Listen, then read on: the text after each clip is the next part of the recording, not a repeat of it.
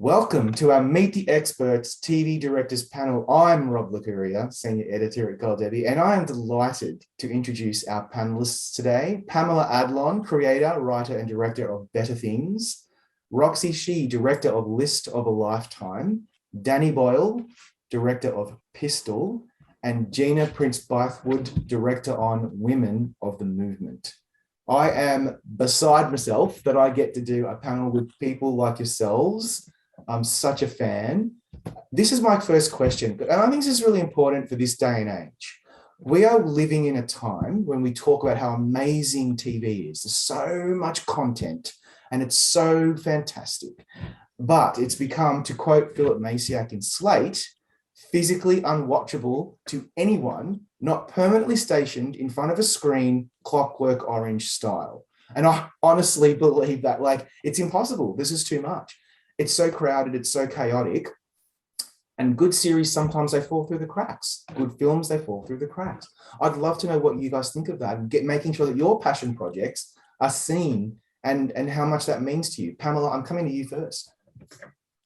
So it's kind of interesting because my show is about the invisibility of being a middle-aged woman, you know, and so my show struggled with being seen.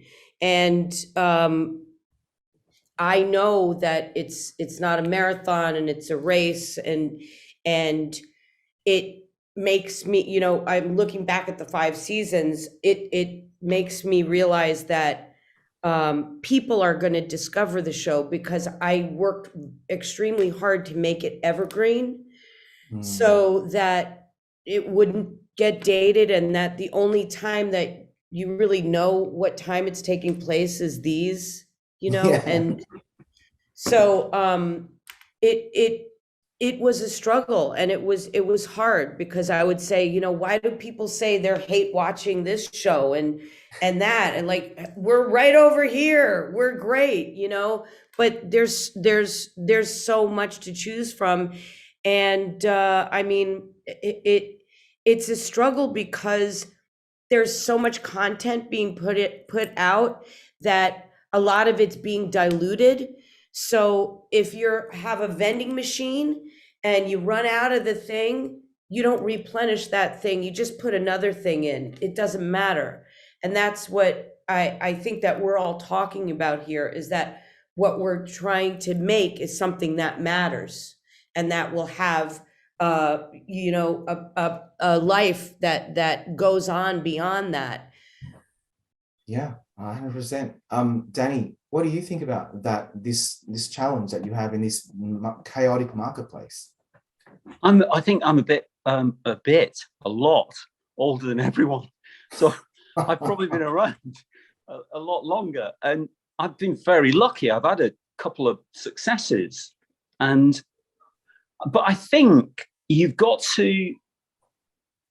very lucky, all of us. I mean, listening to everyone, we've all got a chance to make something, and there's a part of you has to be humble, and that doesn't affect the way you make it necessarily, but that when you wait for it to be received, and I've had these as well, destroyed in front of your eyes, that you have to accept that, you know, it's freedom. I'm afraid it's like, you look at Putin now, he doesn't trust his audience one little bit. He controls it completely and manipulates it, and you know, and so you have to accept that that's a huge part of the equation, that you're going to be judged or even worse, ignored, and that's part of it sometimes. And you desperately work hard to, you know, make it as interesting as possible. And the more material that is made, as you're pointing out, Robert,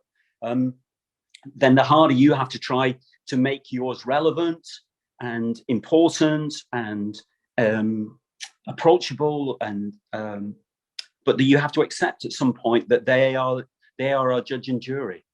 Yeah, that is a great way to put it. Gina, do you agree? Like, what's better, being destroyed or criticized or being ignored? I mean, you want to be loved, but what if you're ignored?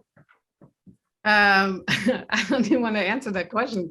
Like that's the death knell, to put something out and and just nothing, that would kill me. I mean, I feel like there is an incredible amount of content, but when you hear everybody here on this panel talking about their work that they're doing, the thing that is so clear is, we're operating as we're our first audience and we're writing what we want to see. And when you do that, you're writing from a passion and from a specificity and from a special place. And we're telling stories that only we can tell. And that's what I continue and have to believe is what helps you stand out. There is a lot of sameness out there. And I just think about the things that excite me. It's when something is different. I mean, I know I'm referencing a film, but I literally reference Slumdog Millionaire once a week. I mean, it is a film that is so important to how I feel about film and how you can be so culturally specific yet completely universal, and why I love movies and why I love TV, that again takes me into worlds that I don't know about, or takes me into a character I don't know about, and then you find out how much you identify with them. And I think that all of our work certainly speaks to that. Absolutely. Roxy, do you agree? Being in this time right now where there's so much oversaturation in content, and with like internet content, and like everyone just being in front of a camera and talking about something. I know I'm like kind of outgoing, but it also scares me a lot, but I think community is also very important.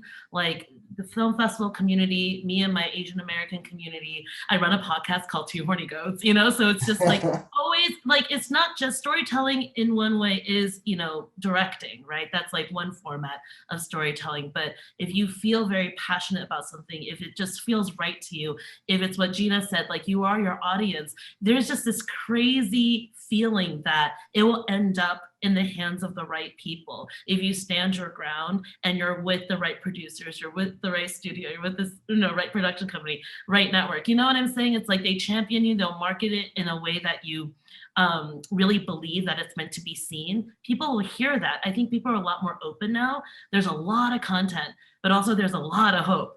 So I spread my message in many different ways, whether it's going out to discussions, panels, showing up, like I do that extra work because that's just how important the message is to me. But there is a lot of stuff out there, but I'm just grateful for the more doors opening and the opportunities that are happening for people.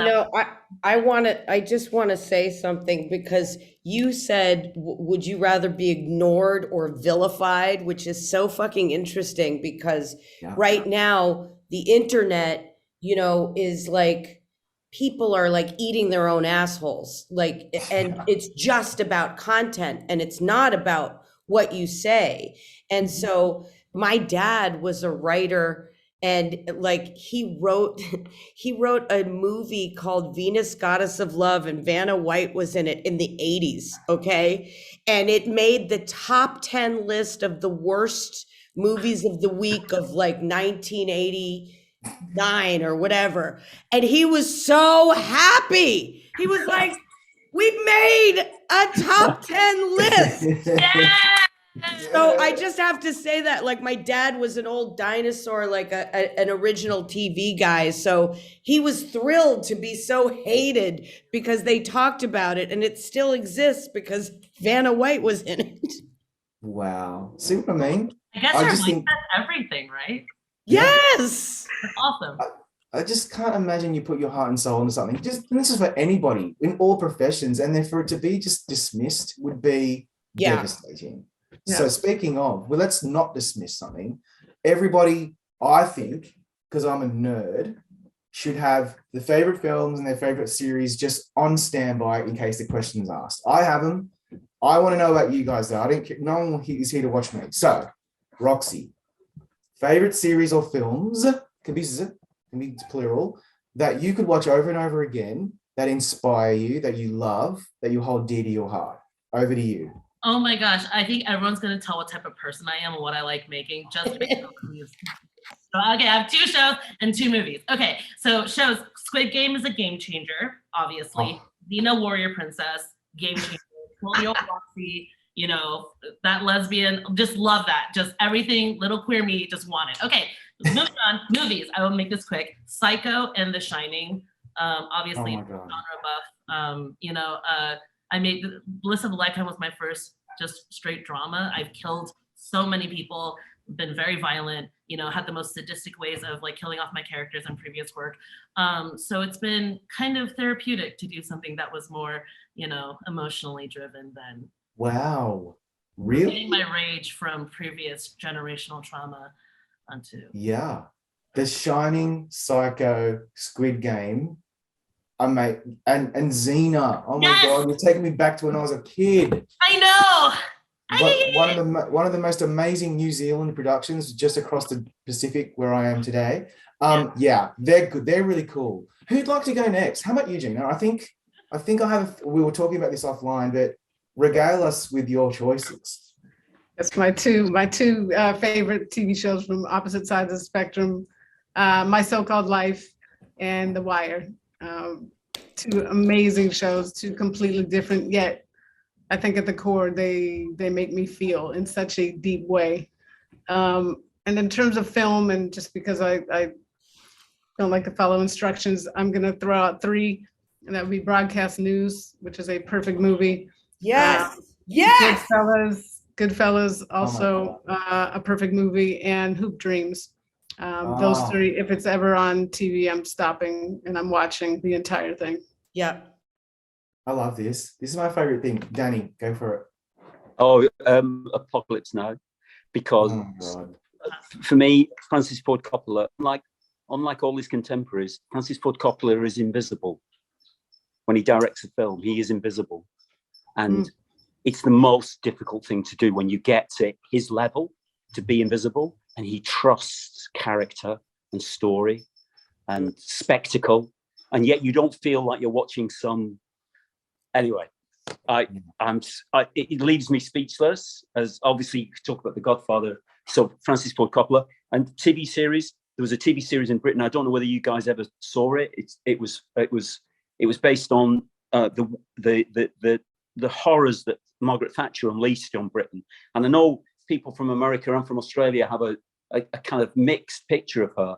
But if you want a picture of what working class people thought of her, you should watch something called Boys from the Black Stuff by a great writer from Liverpool called Alan Bleasdale. And for me, I don't know how it resonated around the world, but in British terms, it was a game changer. Working class life on screen.